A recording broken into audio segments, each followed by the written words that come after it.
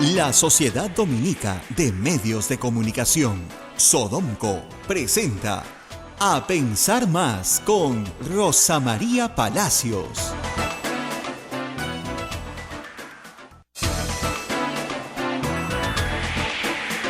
Muy buenos días, señoras y señores. Bienvenidos a Pensar Más a través de las emisoras de la Sociedad Dominica de Medios de Comunicación. En Lima nos escuchan a través de Radio Santa Rosa, en Chimbote RSD, Radio Santo Domingo, Arequipa, Radio San Martín, Cusco, Radio Veritas, Ucayali, Radio Cepagua, La Convención, Radio Quillabamba, Puerto Maldonado, Radio Madre de Dios. También en Huánuco, a través de Radio Huánuco, Ayacucho, Radio La Voz de Ayacucho, Puno, Radio Pública, Ancash, Radio Moro, Huancayo, Radio Cumbre, Satipo, Radio Milenio, Abancay, Radio Estación Solar, Yurimaguas, Radio Oriente, Chota, Radio Los Ángeles, Apumaqui Estéreo y AM Tabá nos pone en todo el Perú. Rosa María, muy buenos días. Bueno, muy buenos días a todos nuestros oyentes aquí en Radio Santa Rosa. Estamos muy contentos porque no sé si lo habrán notado nuestros oyentes, pero hemos estado como Dios. En todo sitio. En todas partes, pero nadie nos podía ver. Bueno, sí veían a Susana Villarán, ciertamente. Ayer se realizó aquí una entrevista a Susana Villarán que ha sido muy reproducida. Pero Abel, no te imaginas. Ahora le decía Abel, yo prendí esta mañana todos los noticieros de la mañana y estamos en todos los noticieros de la mañana. Felizmente mis colegas no me han hecho leña por las preguntas, así que tan mal no lo debemos haber hecho como para que lo hayan reproducido. En La República sí, que estuvo acá acompañándonos, porque siempre trabajamos con ellos. Han reproducido íntegramente la entrevista en la edición de periódico. Pero como dice Abel, a todos les agradecemos mucho que se interesen por nuestro trabajo, pero que le reconozcan el crédito a la radio. Miren, a mí no, porque de verdad que no es necesario. Los que están interesados saben que he hecho la entrevista y punto. Pero la radio es una radio chiquita, es una radio pastoral, es una radio que tiene 61 años, 2 años transmitiendo ininterrumpidamente, pero que tiene en realidad en Lima poca recordación. Entonces estos eventos nos ayudan a que la gente conozca un poquito más la radio y se interese por escucharnos. Entonces, si van a usar el material de la radio más pobre y humilde de Lima, de verdad, pues un poquito de, ¿no? Un poquito de cariño, como dice. Algunos lo han hecho. Algunos lo han hecho, hay que decir, algunos lo han hecho. Porque además, aquí, humildemente, cada vez que mencionamos el trabajo gigantesco de otros que nosotros nunca vamos a poder igualar, siempre lo mencionamos, ¿no? No se nos ocurre apropiarnos de lo ajeno. Así que nada, eso, pedirles que por favor siempre que usen este material, que es libre, porque la radio no tiene fin de lucro, que es libre para todos, solamente decir de dónde proviene, nada más, la mínima cortesía profesional. Y bueno, muchas reacciones interesantes a la conversación ayer acá con Susana Villarán, ¿no? Y algunas personas me decían una cosa que es una reflexión que vale para todos, ¿no?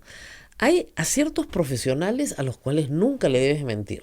O sea, nunca le debes mentir al médico, ¿no? Porque si al médico te dice, ¿y usted, señor, cuántos cigarros fuma? Yo, doctor, yo no fumo. Y claro que fuma, pues, ¿no? Una cajetilla diaria, ¿no? O usted, señor, no sé, ¿come muchas grasas? Yo, nunca, señor, yo puro ensalada. Mentira, ¿no? ¿Y usted hace ejercicio? Sí, doctor, moderadamente, hago ejercicio moderado. Ay, ¿qué es ejercicio? Bueno, camino 5 kilómetros diarios y no vas ni de tu cama al baño. Entonces, claro, el doctor no te va a poder curar, le tienes que decir la verdad. Igual pasa con el abogado. Un abogado penalista, para poder desarrollar una estrategia, en primer lugar tiene que saber la verdad. Susana Villarán ayer le agradeció a sus abogados que no la han abandonado, porque ella ayer señaló que les había mentido. Entonces eso puede tener probablemente una explicación en la razón por la cual ella hace una declaración pública, pero no la hace dentro del expediente. Y como dijo ayer el fiscal Vela, no cambia en nada su situación hacerla en público. Puede cambiar su ánimo, pero no la situación penal. Si ella le hubiera explicado la situación al penalista, lo más probable, así como cuando uno va al médico sabe lo que va a pasar, lo más probable es que el penalista le hubiera recomendado insistentemente contar la verdad ante la fiscalía, desde el inicio. Esa hubiera sido la recomendación. ¿Y qué busca el penalista en ese caso? ¿Que te declaren inocente? No, porque sabe que eso no va a suceder. Busca que te rebajen la pena al máximo posible. Ya el trabajo del abogado es otro, ¿no? Es como, a ver, un médico que tiene que amputar, ¿no es cierto? Bueno, tiene que amputar, es terrible, pero ¿qué va a buscar? Amputar lo menos posible, que tu calidad de vida después de la amputación sea buena, ¿no es cierto? Esto es igual. Una vez que está cometido el delito y que no hay más que reconocer que has cometido el delito, pues hay una serie de pasos que seguir. Y esos pasos, como yo comentaba ayer en el programa de la noche, para el caso de Susana Villarán son en este momento muy remotos. O sea, ella no puede ser colaboradora eficaz, porque ya todos los que tenían que aportar algo lo aportaron. Es decir, Barata ya aportó. OAS ya aportó. Ambos grupos están bajo el marco de un proceso de colaboración eficaz general para las compañías. Luego, si José Miguel Castro ya habló y Prado ha aportado sus pruebas también, aunque no las han valorado, pero ya todos tenían que decir lo que tenían que decir, la última que habla es ella, entonces su declaración ya no es eficaz. O sea, es colaborador eficaz. Para que seas eficaz, tienes que darle al fiscal información que le permita al fiscal descubrir la verdad. ¿Cuál es el objetivo del fiscal? Descubrir la verdad para poder hacer las imputaciones y poder ganar el proceso. El objetivo del fiscal es conseguir la máxima pena posible. El objetivo de la defensa es conseguir la mínima pena posible. Y esos objetivos entran en conflicto en el proceso. Y siempre va a ser así. Para eso está el proceso. El proceso es un proceso de contradicción. O sea, lo que presenta la fiscalía lo contradice la defensa. Lo que presenta la defensa lo contradice la fiscalía. Esa es la dinámica del proceso. Pero si tú vas al proceso con los ojos vendados, como está yendo el abogado de la defensa, entonces no hay forma que te defiendan. Porque la fiscalía siempre estará un paso adelante. Porque ya tiene la colaboración de los que se han querido colaborar. Y va a sorprender siempre a la defensa, que se entera por el fiscal de las cosas que su patrocinador no le ha querido decir. Entonces, nunca le mientan al abogado. Eso no quiere decir que usted, al contarle la verdad al abogado, va a tener que contar toda la verdad en el proceso, porque usted también tiene derecho a no incriminarse. Y eso es un derecho universal en el derecho penal. Yo no tengo la obligación de declarar contra mí mismo. Puedo hacerlo, pero no necesariamente tengo que hacerlo. Entonces ahí el abogado le va a aconsejar qué es lo que debe hacer. De nuevo, ¿cuál es el objetivo del abogado? De la defensa, sacar el mínimo legal imponible por cualquier sanción que se cometa. Y el otro actor es el procurador. ¿Cuál es el objetivo del procurador? O sea, sacar la mayor reparación posible. En dinero, en especie, en lo que fuera, pero digamos, la mayor reparación posible ¿para quién? Para el Estado. Que el Estado es su cliente. ¿Y el Estado cómo se cobra en estos casos? Con la reparación civil. Entonces hay como ustedes ven, varios actores. ¿Y quién es el árbitro de este partido? El juez. El juez le dice, no señor, usted no, usted sí. Prueba válida, esa prueba no la vamos a valorar, inválida. Entonces va poniendo las reglas del juego todo el tiempo durante el proceso hasta que finalmente emite una sentencia. ¿Ok? En otros sistemas jurídicos, el juez va poniendo todas las reglas todo el tiempo, pero sobre los hechos se pronuncia un jurado. No sobre la norma, sobre los hechos, nada más. Y el juez ya impone la pena.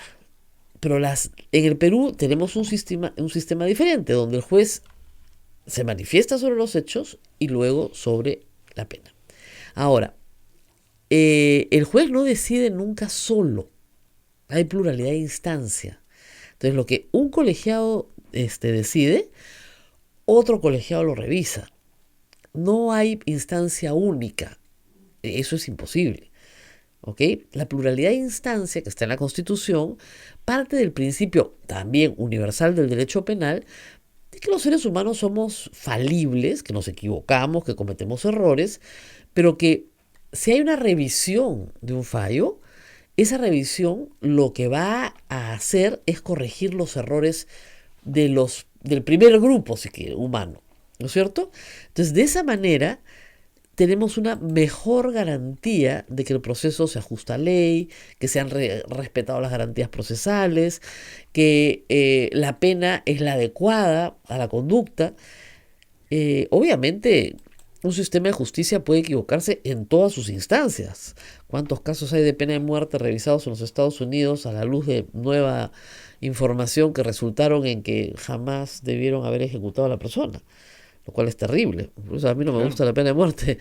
Pero es un caso, no le digo común, pero se han encontrado casos en los cuales no debió aplicarse pena de muerte. En el Perú, el caso más famoso es el caso del famoso monstruo Armandaris, que no era ningún monstruo. Al final se supo Era un ladronzuelo, era hurto. Ujú. Se dedicaba al hurto, lo que se llama en el Código Penal, pero no era un violador de niños, y eso sí se probó en el proceso. Se probó con pericias que el niño que habían encontrado no había sido violado.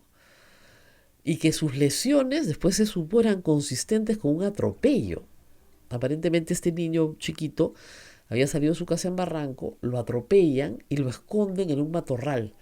Matorrales en la bajada Armendáriz, donde este sujeto se escondía. Tenía estas covachas, ahora ya no hay, pero cuando yo era chica todavía, tú también, todavía habían covachas ahí en la bajada Armendáriz. Entonces, como era un habitual de la zona, lo acusan a él de un turronero que vendía en Barranco. Cambió su testimonio 20 veces, ¿ah? Se contradijo varias veces, pero enseñaba una moneda y decía, con esta moneda me pagó el turrón, y tenía de la mano al niño. Y este señor murió gritando que era inocente, ¿eh? Hasta en el momento en que la bala, porque lo fusilaron. ¿Sí? Hasta el último minuto, fue cura, fue todo, hasta el último minuto, dijo todo el tiempo, yo no lo he matado, yo soy malo, yo soy ladrón, yo he hecho cosas malas, pero ese niño yo no lo he tocado. Y lo fusilaron igual. Y como digo, después se ha examinado mucho este caso, parece que estaba claro que fue un problema de discriminación, además racial, porque se trataba de un moreno que horrorizó a la ciudad. Imagínense ustedes, en los años 50, un moreno viola a un niño, era una cosa pues espantosa. Si ustedes hablan con gente mayor, con sus abuelitas, les van a recordar que fue una cosa monstruosa. Y la prensa, que también es un caso muy mediático, lo bautiza como el monstruo, ¿no? Entonces, cuando a ti ya te bautizaron como el monstruo, pues es bien difícil que te saquen el moto de encima, ¿no? El proceso duró unos 5 años, pero finalmente lo terminaron fusilando. Y esto ocurre durante el gobierno de Odría, con problemas políticos dentro del gobierno de Odría, que era una dictadura militar, que necesitaba este tipo de noticias en primera plana para distraer a la población de las roturas que habían dentro del régimen. Entonces, la justicia pues es bien complicada, como ustedes ven. Sí se puede equivocar, por supuesto que se puede equivocar, pero todas las garantías que se toman para que no se equivoque. Se toman para que las personas que van a perder su libertad, felizmente en el Perú ya no la vida, pierdan su libertad de acuerdo a lo que establecen las normas, no por capricho. Aunque claro, sí, y eso hay que reconocerlo, siempre hay un margen de subjetividad, ¿no es cierto? Los jueces tratan de ajustarse en sus resoluciones al tipo penal todo lo que pueden, pero siempre hay un margen de subjetividad. Veamos ahora, a la luz de todo lo que les he explicado, el caso Inostroza. No es una corte peruana, es una corte española, pero los principios son los mismos, son principios universales del derecho. Entonces, ¿qué hace la corte? La corte revisa los tipos penales en el Código Penal nuestro que se asemejen a los que están en el Código Penal español. Y encuentra que efectivamente hay algunos parecidos en patrocinio ilegal, en tráfico de influencias, en negociación incompatible, pero encuentra también que el delito de organización criminal, tal como se concibe en España, no se cumple en la conducta del señor Inostroza. Hay que decir que tampoco como se concibe en el Perú, porque organización implica pluralidad de miembros. ¿Cómo me voy a organizar si estoy solo? Es como si yo solito soy organización criminal. No, pues solito no eres organización criminal. Organización criminal implica una pluralidad de agentes con distintos roles, ¿no? Uno manda, otros obedecen, o uno tiene más peso en un momento y después el otro. Los liderazgos pueden cambiar, pero hay cierta organización. Muy bien. Entonces, cuando el caso fue llevado al Congreso para que el señor Inostroza se le levante el fuero, porque tiene antejuicio por haber sido vocal supremo, lo que se solicitó fue incluir el delito de organización criminal. ¿Y qué hizo el Congreso? No lo olviden, el año pasado en octubre. Lo que hizo el Congreso fue no aprobar organización criminal para los miembros del Consejo Nacional de la Magistratura, que eran sus compinches en las llamadas telefónicas. Los hermanitos. Los hermanitos, que también estaba incluido el señor Camayo. Miren, a ver, una llamada telefónica en la que el señor Camayo le dice a Inostroza que se tiene que reunir con la señora K. Y le dice así genérico, nomás dime cuál es la señora K. La de la fuerza, pues, la de la fuerza número 1. ¿Para qué quería reunirse la señora K con Inostroza? Para ver la casación que se va a ver ahorita en la Corte Suprema. Esa casación se tenía que ver hace un año. Pero no por prisión preventiva, sino por control de proceso. Keiko Fujimori estaba pidiendo que al vencerse ya casi los 3 años de investigación preliminar, la sacaran del proceso. Simplemente que archivaran todo. Y estaba a punto de lograrlo en la Corte Suprema porque Inostroza controlaba la sala que él presidía. Entonces, ¿cómo no va a haber organización criminal? Hay un empresario que llama y un vocal de la Corte Suprema que ejecuta y que además controla una sala de la Corte Suprema para que hagan lo que él quiere. Eso, por supuesto, tiene que demostrarse en un proceso, pero no solamente es con ellos, sino también con Walter Ríos y con la Corte Superior del Callao, que él controla al haber sido presidente de la misma Corte, y también con los miembros del Consejo Nacional de Magistratura. Entonces, es decir, es parte de una organización criminal donde hay un grupo de magistrados en el Callao, empresarios que pululan alrededor de estos y también miembros del Consejo Nacional de Magistratura. Entonces, controlan nombramientos, controlan la Corte Superior del Callao, controlan la posible llegada de Walter Ríos a la Corte Suprema. Todo esto lo controla Inostroza. Y por otra parte, también controla el resultado de ciertas sentencias. Como por ejemplo la casación de Keiko Fujimori. O como por ejemplo, graves hechos de violación de menores. Porque esa llamada ustedes la han escuchado. ¿Qué quiere? ¿Que le baje la pena o que lo absuelva? ¿No? Terrible eso. Entonces, claro, muy bien. Con toda esta información, la Corte, la Audiencia General de España, que es el equivalente a una Corte Superior, le ha dicho al Estado peruano, por tráfico de influencias, sí, te lo llevas. Por patrocinio ilegal, también te lo llevas. Hasta por negociación incompatible, te lo llevas. Pero por crimen organizado, no, porque tu Congreso, ha dicho que este señor no tiene socios pues en su crimen organizado. No hay organización criminal. No hay organización criminal porque está solito. Y ha dicho también, y eso es interesante, que no basta con decir que hay amistad entre estas personas o que hay un trato cordial entre estas personas. No basta con decir que se reúnen o se conocen para que haya una organización criminal. Entonces, inmediatamente, este es el mundo al revés, ¿eh? Esto es evidente culpa del Congreso, pero no se pasen, ¿eh? Y Úrsula Letona se presenta a ir a los medios a decir que no, que es culpa de la Fiscalía por un mal cuadernillo de extradición. Entonces, ¿cómo va a ser un mal cuadernillo de extradición si justamente se están pronunciando sobre ese punto? Y dicen específicamente lo que ha hecho el Congreso. Y luego ataca al señor Pacori porque dice que el señor Pacori, su colega del Congreso, hizo una mala acusación. Pero el señor Pacori acusó por crimen organizado también. Los que votaron en contra fueron los fujimoristas y los apristas. Ellos fueron. Entonces, que no sean los locos. Pues es muy divertido cómo se echan las culpas los unos a los... Nosotros no hicimos nada. Ha sido la Fiscalía. Ha sido la Fiscalía ya. ¿Y por qué la Audiencia General dice que el Congreso no aprueba la organización criminal con los miembros del Consejo Nacional de la Magistratura? Eso está en blanco y negro. ¿O qué parte no leyeron? No, es que no han probado porque ustedes mismos no han ayudado en nada. Pero el señor Inostroza llegaba a España con una acusación del Congreso diciendo que había organización criminal y que se le estaba persiguiendo por esa materia. Eso hubiera bastado para que la audiencia lo entregara al Perú por esa materia. Y ahora les explico algo que les va a parecer complicado, porque muchos me dicen, oiga, pero nosotros somos un país soberano, lo traemos y lo juzgamos por lo que queramos. No. A ver, ¿cuál es la idea en la extradición? La idea de la extradición es que una persona que es natural de este país o que ha cometido un delito en este país no está en este país. Hay que traerlo, ¿ok? Pero hay que traerlo bajo las reglas del país donde se encuentra. ¿Se dan cuenta? Entonces, lo que nos dice el país donde se encuentra es, primero, tiene que haber doble imputación. Es decir, si es delito en tu país, también tiene que ser delito acá. Si no hay doble imputación, no hay extradición. Segundo, lo vas a juzgar, pero solo por aquellas cosas por las cuales yo te lo extradito. Complicado.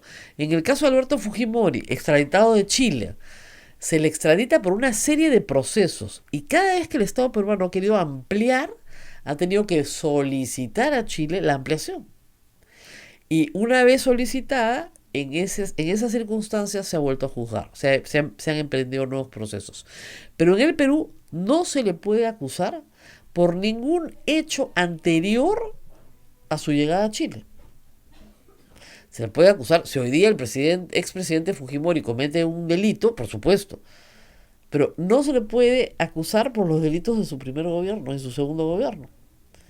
¿Se dan cuenta? Igual, si Nostroza lo traen con esta sentencia, con la que tenemos a la vista, así se llama efectivamente a la vista, muy bien, con esta sentencia solamente negociación incompatible, tráfico de influencias y ¿cómo se llama?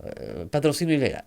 Entonces ustedes dirán, bueno, pero ahí tiene pues varios delitos, ¿no? Ya, vamos a ver cuál es el problema. ¿Por qué es tan importante esta historia? A ver, patrocinio ilegal tiene máxima 2 años.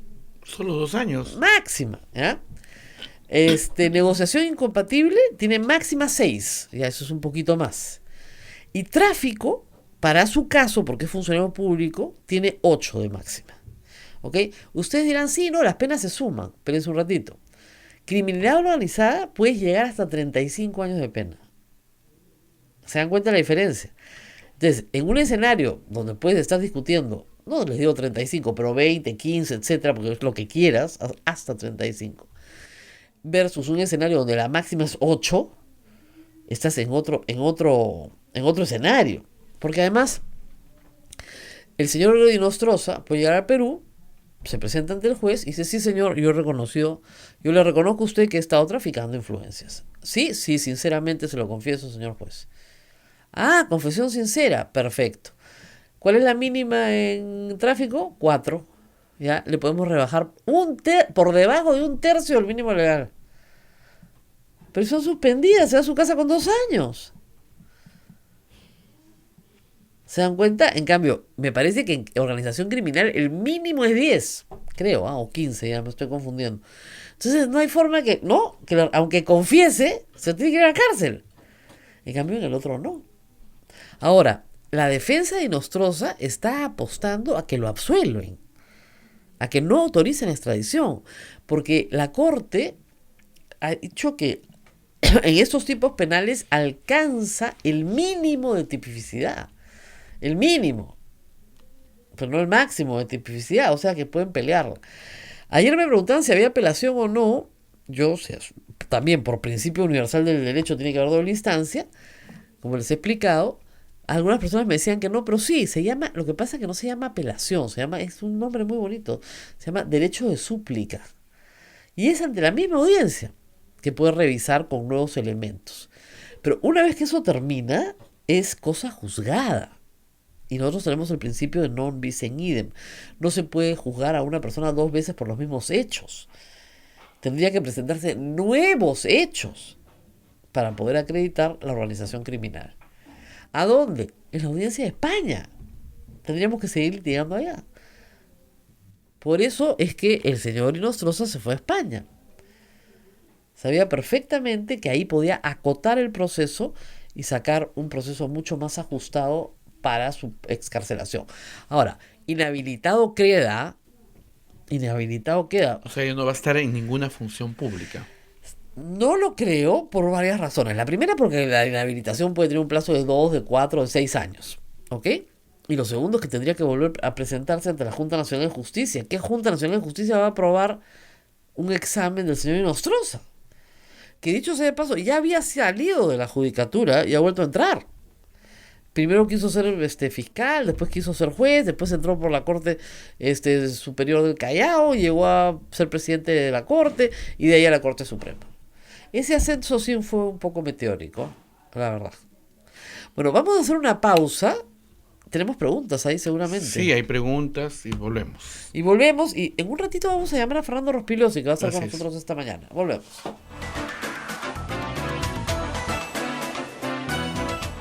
Sodomco, Sociedad Dominica de Medios de Comunicación. Continuamos con A Pensar Más a través de las emisoras de la Sociedad Dominica de Medios de Comunicación. Rosa María. Y bueno, hay que señalar algunas preguntas que quedan en el tintero acá. ¿Cuál era el...? ¿Por qué el caso de Inostroza ha avanzado rápido? ¿Por qué Toledo? Ah, eso es lo que te decía, claro. ¿Por qué Toledo demora tanto? Bueno, porque una cosa es España y otra Estados Unidos. Los problemas de un gobierno federal, entre otras cosas. A ver, como ustedes saben, la extradición tiene un contenido político. Entonces, primero tiene que ser aprobada en el Perú por el Consejo de Ministros y el Presidente de la República. Y después la Corte Suprema la solicita. En los Estados Unidos es el Departamento de Estado el que tiene que aprobar la extradición. Una vez que el Departamento de Estado aprueba la extradición, se solicita a un juez federal del estado en donde se encuentra la persona ubicada iniciar el proceso de extradición. Y es un juicio también.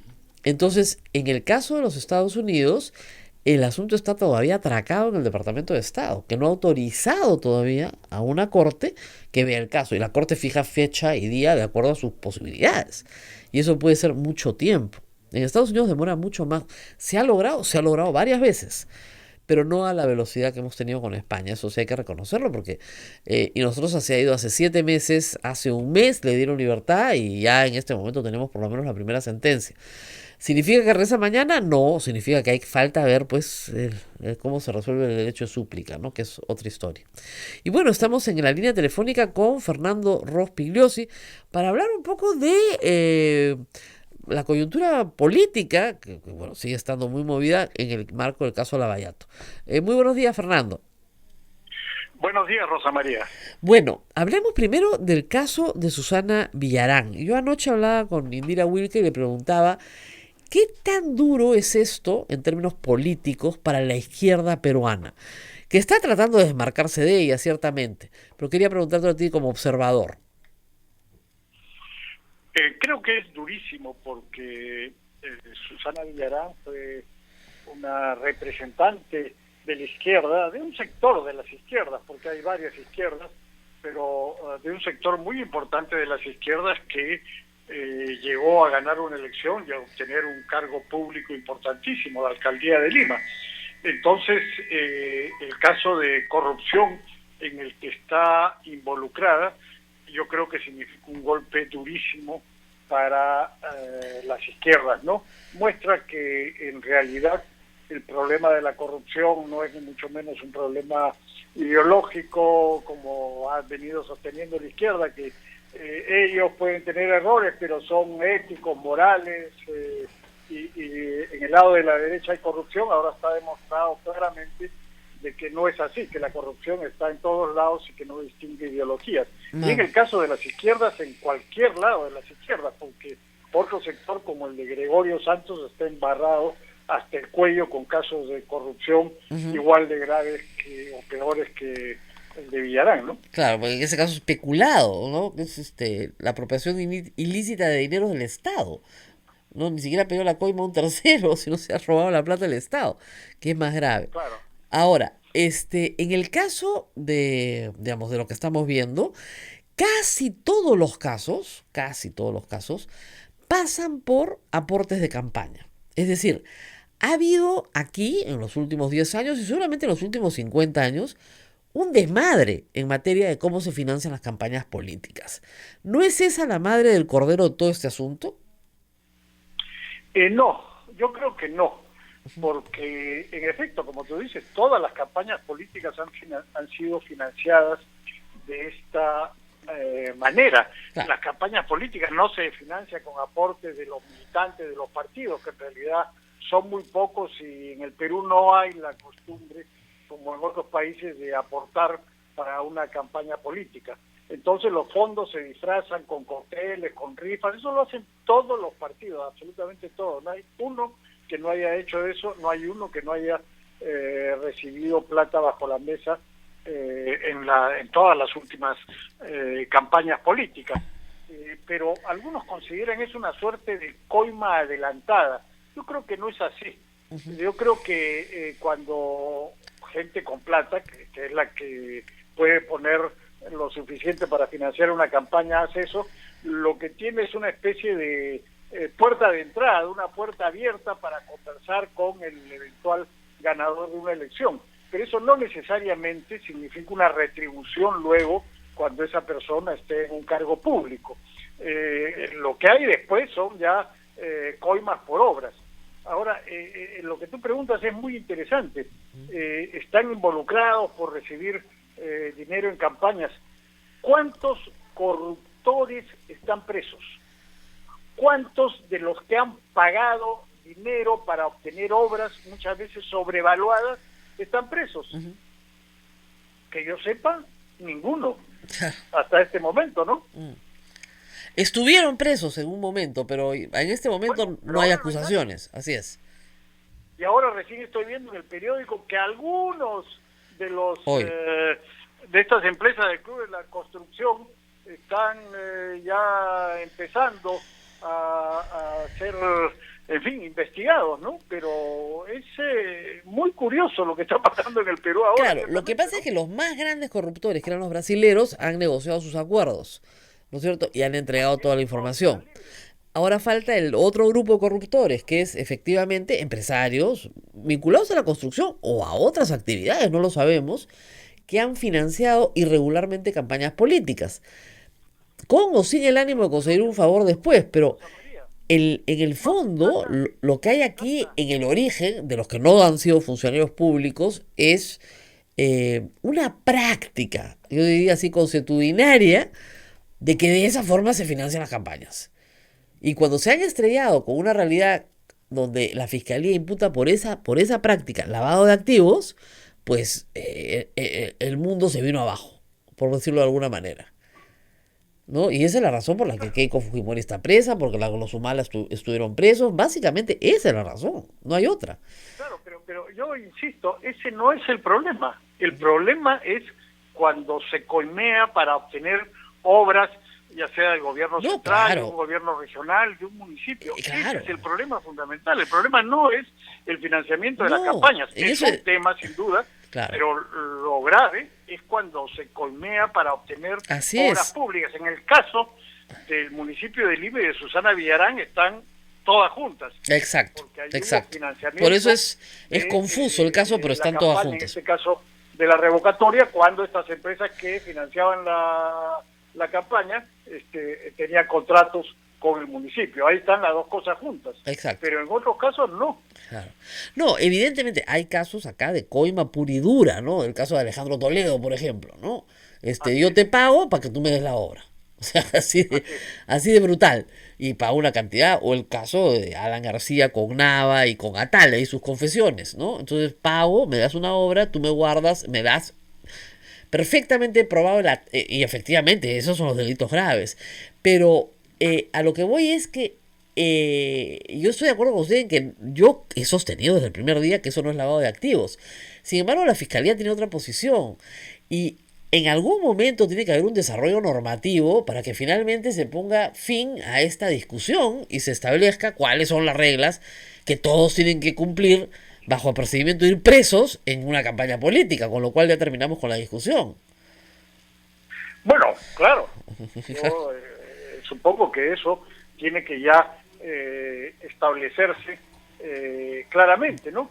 Pero me parece que la cosa está descentrada en el sentido de que lo más importante, el pago de sobornos para obtener obras sobrevaluadas o no, realmente es el tema más importante. Lo que tú has mencionado, en el caso de Toledo, por ejemplo, es clarísimo, pero además hay no solamente que se pagaba para obtener obras sobrevaluadas, sino que a veces se construían obras que no eran necesariamente las más importantes. El caso de Interoceánica Sur o el caso del gasoducto, que son obras muy cuestionadas, porque eran obras gigantescas en la cual se gastaban miles de millones de dólares y que no eran realmente las más importantes o las más necesarias para el país. O sea, se desviaban fondos hacia cosas que no eran las prioritarias, y se desviaban fondos por una sencilla razón, porque había grandes coimas que pagaban las empresas para que el gobierno, en este caso, realizar esas obras, ¿no? Claro. Ahora, salgamos un momento del tema anticorrupción y vamos de nuevo a la difícil relación entre legislativo y ejecutivo, que es un tema que también nos preocupa. El presidente de la República ha insistido en su reforma política, varios voceros del gobierno también, no hay respuesta positiva desde el Congreso, más bien una respuesta un poco agresiva, y parece que la reforma política de Martín Vizcarra se está hundiendo junto con su popularidad. ¿Cómo ve esta relación? ¿Hay algún futuro para la reforma política? Bueno, es muy difícil porque hoy día hay un editorial interesante del Comercio donde aborda ese problema, sí, y concluye diciendo que no se puede convencer a alguien a empellones, ¿no? Que es más o menos lo que está tratando de hacer el gobierno con el Congreso. La reforma política es un asunto que afecta obviamente a todos los grupos políticos, y eso requiere una negociación difícil, dura, pero también requiere pues operadores y llegar a cierto tipo de acuerdos. No todos pueden obtener todo lo que quieren. Esa es una negociación. Una imposición es que uno sale ganando con todo, se lleva todo, pero una negociación es que se transan ciertos puntos. Yo he visto que hay opiniones muy diversas sobre lo que ha planteado la Comisión Tuesta, que ha hecho un trabajo muy interesante ciertamente, pero hay opiniones no solamente de los grupos opositores en el Congreso, sino de otras personas que ponen en cuestión ciertos temas, ¿no? Entonces, me parece importante que se discuta un tanto tomando algo de distancia de las pasiones del momento, ¿no? Porque sin duda el gobierno está usando eso para aplastar al Congreso, para ganar popularidad. Es lo más sencillo del mundo atacar al Congreso, que está absolutamente desacreditado, y con eso levantar la popularidad. Pero claro, pero ni siquiera ataca mucho, ¿no? Porque ha sido, la verdad, este verano y estos primeros meses del año, la actitud frente al Congreso ha sido un poco debilona, ¿no? O sea... Bueno, pero claro, pero han vuelto ahora a la carga, ¿no?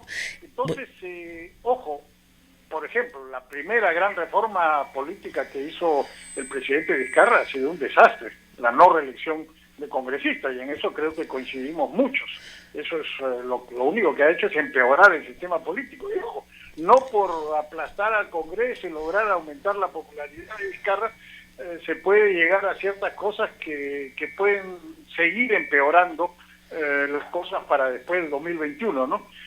Bueno, esperemos, pues ojalá que haya por lo menos una ventana de oportunidad donde se pueda discutir con algo de seriedad los temas que están puestos sobre la mesa ahora, que son realmente complicados. Hay cosas más o menos obvias como eliminar el voto preferencial y ese tipo de cosas en las que hay una mayoría de las personas que conocen de estos temas están de acuerdo, pero hay otros que son más discutibles, como la elección de Congreso en una segunda vuelta, donde hay argumentos fuertes en contra de esa posibilidad, por ejemplo, ¿no? Entonces, en fin, yo creo que ojalá que se pueda llegar a una discusión más seria sobre el tema, que es importantísimo, ciertamente. En algún momento, ojalá. Bueno, muchísimas gracias a Fernando Rospigliosi por estar esta mañana unos minutos con nosotros. Vamos a la pausa. Esto es Radio Santa Rosa y ya volvemos en un instante.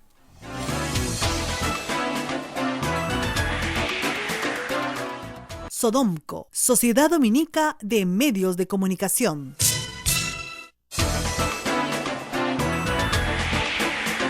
Continuamos con A Pensar Más a través de la Sociedad Dominica de Medios de Comunicación. Lima nos escucha a través de Radio Santa Rosa, Chimbote, Radio Santo Domingo, Arequipa, Radio San Martín, Cusco, Radio Veritas, Ucayali, Radio Cepagua, La Convención, Radio Quillabamba, Puerto Maldonado, Radio Madre de Dios. En Huánuco nos escuchan a través de Radio Huánuco, Ayacucho, Radio La Voz de Ayacucho, Puno, Radio Pública, Ancash, Radio Moro, Huancayo, Radio Cumbre, Satipo, Radio Milenio, Abancay, Radio Estación Solar, Yurimaguas, Radio Oriente, Chota, Radio Los Ángeles, Pumaqui Estéreo y AM Tagua nos pone en todo el país. Rosa María Palacios. Bueno, muy bien. También ayer paro agrario a nivel nacional, ¿ah? Paro de 24 horas, ¿ah? Ojo, paro, no huelga, paro. Ayer en el centro, acá, han estado varias calles ocupadas. Durante la mañana hubo una marcha, miren, entonces sí, no podíamos salir. Sí, yo me quedé atracada un rato en el tráfico también. Pero está muy bien. En la medida en que no hayan disturbios, pues está muy bien, la gente tiene todo el derecho del mundo a protestar. Pero sí, me parece que en Lambayeque han habido algunos incidentes que son de lamentar. Y de nuevo, no se pueden tomar carreteras. Ahí donde las trancaron por algunos minutos, la policía intervino, despejó las carreteras y francamente se hizo un buen trabajo policial. Porque además, no hay nada más contradictorio, ¿no es cierto?, para la agricultura que cerrar las carreteras. O sea, justamente si hay una actividad que se perjudica, pero brutalmente con un cierre de carreteras, es la agricultura y la ganadería. O sea, si tú no puedes recoger leche del valle, no puedes procesarla. Te cierran la carretera y ¿qué? ¿Las vacas no las ordeñas? Las tienes que ordeñar igual. ¿Y qué haces con la leche?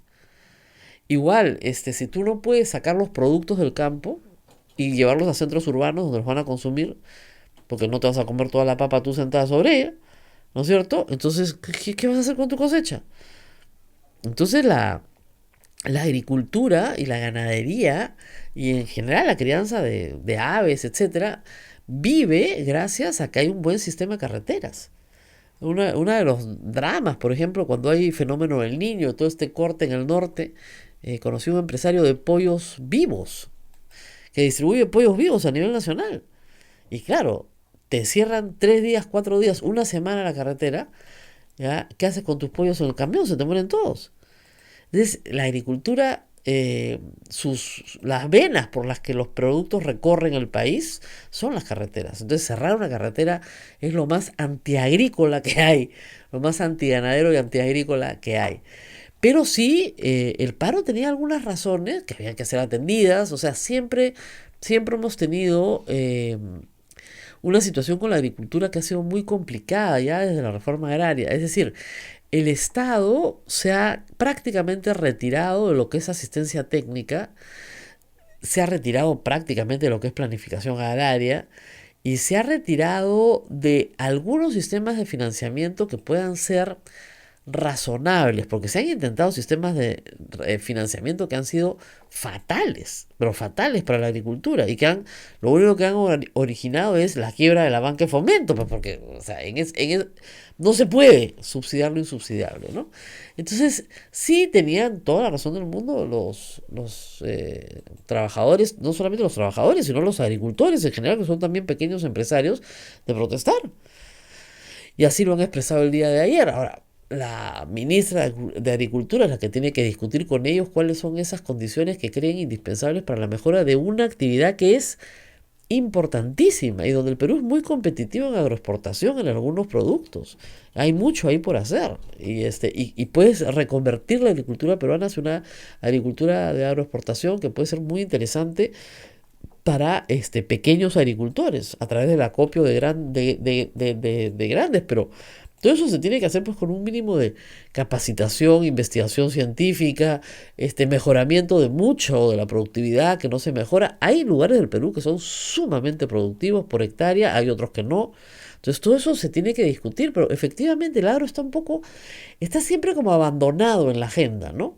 Y lo que pagamos por los productos agrarios en las ciudades como Lima, por ejemplo, muchas veces no refleja el esfuerzo de las personas por traer esos productos a la mesa, ¿no? O sea, ¿qué es lo más barato de tu compra cuando vas a comprar? Las verduras, pues. ¿Sí o no? ¿Qué es lo más caro? Todo lo que es derivado del petróleo. Detergente, jabones, todo lo que es derivado del petróleo es más caro. Lo más barato, la verdura. O sea, mira, que con 50 soles de verdura Para ti tu mamá, olvídate, la quincena, no puedes comprar tanto porque se valora, ¿no? Pero fruta sí es más caro, eso sí es verdad. Pero la verdura, o sea, cebolla, papa y arroz, que es lo fundamental, un poquito de ajo y sal y pimienta y ya estás, ¿no? Entonces la verdura es lo más barato, es lo más sano, además, ojo, hay que comerlo, pero no necesariamente es el precio, digamos que siempre dice, pues hay un subsidio del campo a la ciudad, ¿no? Los precios se formulan en el mercado mayorista de Lima sobre la base del ingreso y la oferta y la demanda, pero también es verdad que hay problemas, todavía hay problemas de comercialización. Y si bien en Lima están más o menos resueltos con el mercado mayorista, en los otros puntos del país todavía no lo están. Todavía no lo están. Y todavía hay graves problemas de infraestructura para poder sacar producto, ¿no? Y piensen ustedes en café, piensen ustedes en cacao, en todos los productos que se hacen en selva, ¿no es cierto? Que son productos complicados de sacar, todavía porque no hay infraestructura para sacar. Eso, así que paro agrario ayer, lo mejor para los agricultores, pero ayer también, y no hay que olvidarnos porque nos quedan poquitos minutos, fue 13 de mayo. Esto es una radio pastoral, nos olvidamos por completo, ¿no? 13 de mayo es la Virgen de Fátima, por si acaso, hijito, que me estás mirando. ¿Qué pasa el 13 de mayo? Virgen del Fátima. ¿Nunca has cantado? El 13 de mayo, la Virgen... No has cantado. Bajó de los cielos, a coba iría. ¿No te acuerdas? Ya, eso. Y es, claro, ¿qué? ¿35 años de qué? Ah, sí, pues por ahí voy, pues no te adelantes, pues. A ver. Y Abel me contaba que, claro, ayer con todo el laberinto de Susana Villarán no pudimos hacer recuerdo, pero hace 35 años, un 13 de mayo, Abel vino a Radio Santa Rosa. ¿Qué? No, Naila, ustedes son más jóvenes que 35 años, pues, ¿qué se van a acordar? No habían nacido. Ya sé que Eduardo no, que era mayor, que ya estaba pegado a la antena, Eduardo, pero 35 años, Abel. 35 años. Eso es más que un matrimonio bien avenido. 35 años acá en la radio. Así es. Un 13 de mayo del año 84. O sea, todavía estabas en la universidad. Estaba en la universidad, está en cuarto ciclo, creo. En cuarto ciclo de educación, sí, en la Católica. ¿Y cómo llegaste acá? Por un proyecto educativo. Para hacer radio educativa. Ya, solo para hacer la radio educativa. Por un día. Me quedé. 35 años después, acá sigue. Es el productor general de la radio. Y probablemente la persona que más tiempo tiene trabajando en la radio, ¿no? No, Eduardo. La audiencia debe imaginarte que Eduardo tiene 1000 años, ¿no? Porque siempre acá todos lo fastidian, pero Eduardo ya estaba acá cuando yo... Sí, Eduardo es más antiguo. Eduardo siempre está acá. Ayer también fue santo de Naila y no la saludamos. No, yo sí la saludé tempranito. Sí la saludé. Sí le di su abrazo. Entre todo el alboroto logré saludarla. Después ya fue imposible. Cumpleaños de Naila, ¿no? 13 de mayo y además es un devoto de la Virgen de Fátima, porque además la trajo para acá. Lo trajo para acá un 13 de mayo, no lo soltó. Y es devoto de la Virgen de Fátima. Me decía a ver que le debe un milagrito a la Virgen, además. Sí. Se salvó de una operación. Sí, ¿qué tal? Sí. Por intercesión de la Virgen, ¿eh? Así que ya saben, hay esperanza para todos ustedes, muchachos que nos miran así con cara de sí, sean un poquito más devotos, de repente pueden mejorar un poco sus vidas. Quiero agradecer también nuevamente al señor Carlos Rodríguez. Ayer acá se han comido un chifón, ¿no? Sí, mira la cara, señor Rodríguez, así, con la mano así. Y él siempre me escribe cartas muy simpáticas, no solamente deja la torta, sino hace una carta muy, muy prolija, muy, muy simpática, y me dice que esa receta es una mezcla de una receta de Sandra Plevisani con unos trucos que le dio una amiga de su mamá. ¿Okay? Riquísimo, ¿no? No, además le sale bien inflado, que el chifón para que te salga inflado tiene sus trucos, no es tan fácil. El señor Carlos Rodríguez, de quien quiero hablar 2 minutitos, es una persona que viene luchando hace varios años con una injusticia muy grande. Nos hemos conocido a través del Twitter, es un seguidor de este programa. El señor Carlos Rodríguez tiene varias enfermedades degenerativas, crónicas, pero siempre se ha cuidado y sale adelante, tiene esclerosis y algunas otras cosas que en invierno me contaba lo afectan más que en verano. Es asegurado de salud y estaba casado, es viudo actualmente, no tiene hijos, no tiene mucha familia, sus padres ya murieron, su hermana también, y él tenía una relación muy bonita con su esposa, y a ella le da cáncer. A pesar de que él estaba enfermo, a ella le da cáncer, la lleva a la Almenara, donde él también se atiende, y en el Almenara le diagnostican un linfoma, pero en vez de no Hodgkins, le dicen que es Hodgkins y era no Hodgkins. ¿Te das cuenta de esas confusiones? El tratamiento que le hacen no le ayuda en nada, más bien agrava su situación y termina con una septicemia y no la quieren internar en el Almenara porque no había cama. ¿Qué hacía el pobre señor Rodríguez? Inmediatamente llevó a su esposa al INEM, donde le salvaron la vida. Y le dijeron que ya la enfermedad, por el mal tratamiento que le habían hecho, ¿no es cierto?, ya no podía hacer mucho. Hicieron todo lo que pudieron, estuvo entrando y saliendo hasta que finalmente un grupo de tuiteros nos organizamos para donar sangre, en fin, y finalmente la señora falleció. Hasta ese momento, el señor Rodríguez había gastado de su bolsillo 70.000 soles, más o menos, de lo que puede acreditar, porque me dice hay cosas que no se acreditan, como por ejemplo la compra de sangre. Claro. ¿Ah? Porque es ilegal, pero la tienes que comprar igual. Y no te dan factura, ¿no? Entonces, el señor Rodríguez, miren ustedes la tristeza, ¿no? Si él no hubiera sido asegurado de salud, no le hubieran cobrado nada en el INEM. Cero. O sea, si no tienes seguro de salud, vas al INEM y es cero costo. Porque eres pobre, no tienes plata, cero. Así es. Ya, muy bien. Pero como es asegurado de salud, le cobran 70.000 soles la enfermedad y no tiene el dinero. Vendió todas las cosas que tenía para poder pagarlo. Y lo pagó. Y va a la Almenara a reclamar la plata y no le quieren pagar un centavo. Porque le corresponde según ley que le paguen. Pero él no solamente quiere que le paguen, sino quiere que reconozcan que se equivocaron en el diagnóstico y que por culpa de ellos la tuvo que llevar al INEM. Porque en primer lugar, si le hubieran hecho un buen diagnóstico y un buen tratamiento, nunca hubiera tenido que ir al INEM. Va al INEM en una situación desahuciada, desesperada, con septicemia. Y el señor Carlos Rodríguez estudió Derecho. ¿A raíz de eso? No, ya había sabía. estudiado en su juventud. Ya. Era abogado. Lo que pasa es que en un momento de su vida cae enfermo con la esclerosis y bueno, ha seguido ejerciendo poquito, ¿no es cierto? Lo suficiente como para subsistir. Entonces ha dicho, no. Yo le aconsejé, le dije, mire señor Rodríguez, ya, esto no se lo van a pagar nunca. Resignación, ¿qué vamos a hacer? Y me dijo, no, la voy a pelear. Y con un mérito enorme, escribe en el Twitter sus hilos, manda sus cartas a la República, yo siempre les pido al editor que las publique, y se ha convertido ya en un ícono de la lucha por los derechos de los enfermos en el Perú, por el caso de su esposa. Y lo mecen, y la última, mandó una carta nuevamente a la República, y lo llaman, ¿no es cierto?, de la Almenara, el abogado, prácticamente a conminarlo a que no escriba en Twitter. Porque se queja de Fiorella Molinelli todo el tiempo, pero con toda razón. Y le han dicho 30 veces que sí lo van a atender. Tiene una resolución favorable ya. Que Almenara logró la nulidad de la resolución.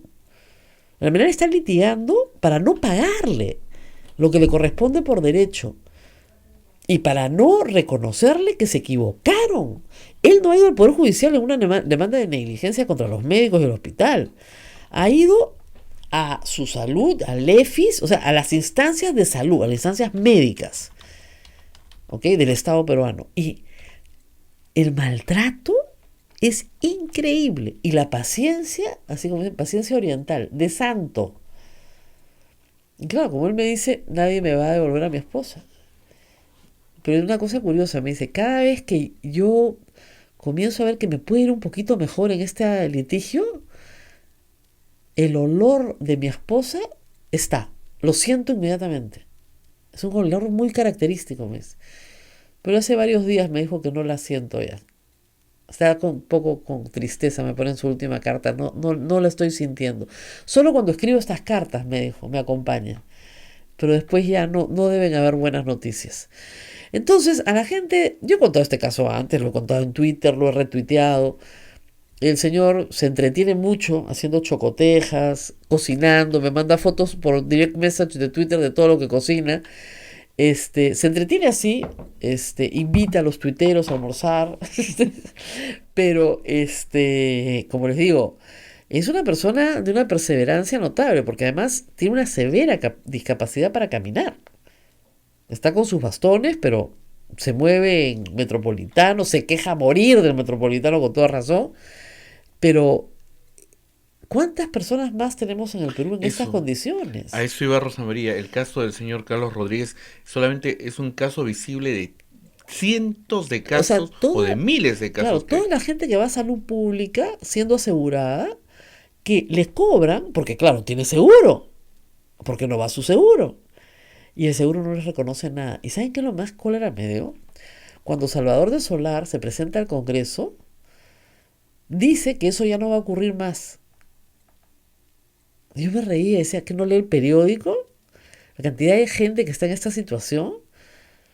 Y es absolutamente indignante, pero no, el Estado no hace nada por estas personas. Que no crean que son millones de casos tampoco. Serán unos cientos, tal vez unos miles. Pero no hace nada por estas personas, que tienen todo el derecho a reclamar. Porque si tú vas al Seguro Social y te dejan en una situación de indefensión absoluta, con septicemia, y no quieren internarte para que te vayas a morir a tu casa, con todo derecho te puedes ir a un hospital del Estado, no un hospital privado, sino del Estado, que es el mejor que hay en Lima, que es el INEM, donde los médicos del INEM le han dado todas las pruebas del falso diagnóstico, del pésimo tratamiento, le dieron, está todo en el expediente. Y Almenara no quiere pagar y no le quiere reconocer la negligencia de la doctora que vio el caso y que además con una falta de humanidad absoluta, cuando la lleva gravísima, le dice no hay cama, que regrese en 15 días con septicemia, ¿no? Terrible. ¿Qué haces ahí? ¿Que te vas a tu casa? No, peleas pues. Y le salvaron la vida, reitero, y vivió mucho tiempo más, pero claro, lamentablemente ya el cáncer estaba muy avanzado, no había nada que hacer. Y una mujer joven, ¿ah? No estamos hablando de una ancianita. La señora cuando ha muerto tenía 56 años. Entonces, ¿qué les pasa, pues, a la gente de salud? Y al primer ministro que dice cosas que no son verdad, pues. Ojalá fueran verdad, pero no lo son. Y no lo van a hacer en mucho tiempo porque si fueran verdad, esto ya se hubiera corregido. Todo de salud conoce este caso. Fiorella Molinelli conoce este caso perfectamente. Todos conocen este caso porque el señor Rodríguez tiene años escribiendo sobre esto. Llevan 2 años escribiendo todo el tiempo sobre esto. Entonces, ¿cómo haríamos? Pero en fin, hemos pasado por muchos temas esta mañana, de la política a la justicia social.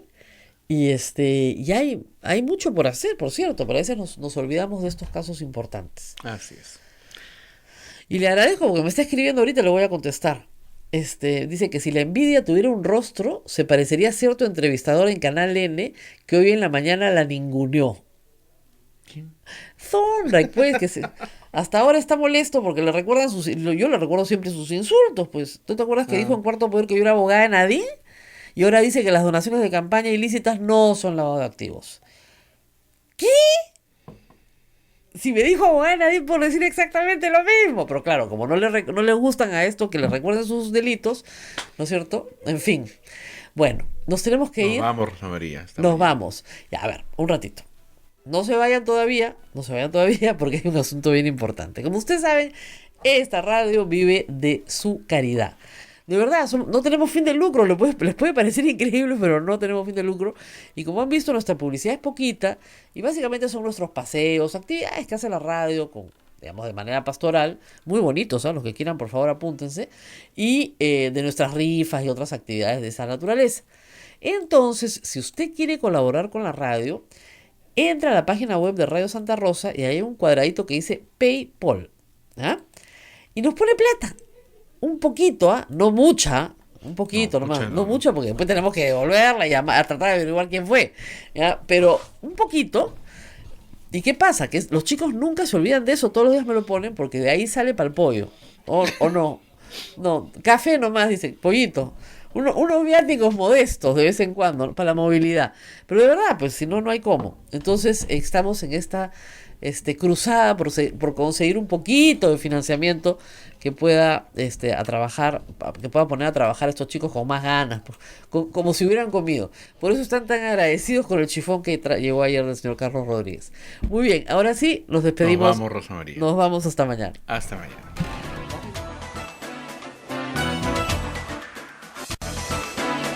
Hasta aquí, A Pensar Más con Rosa María Palacios. Este programa fue producido por la Sociedad Dominica de Medios de Comunicación, Sodomco.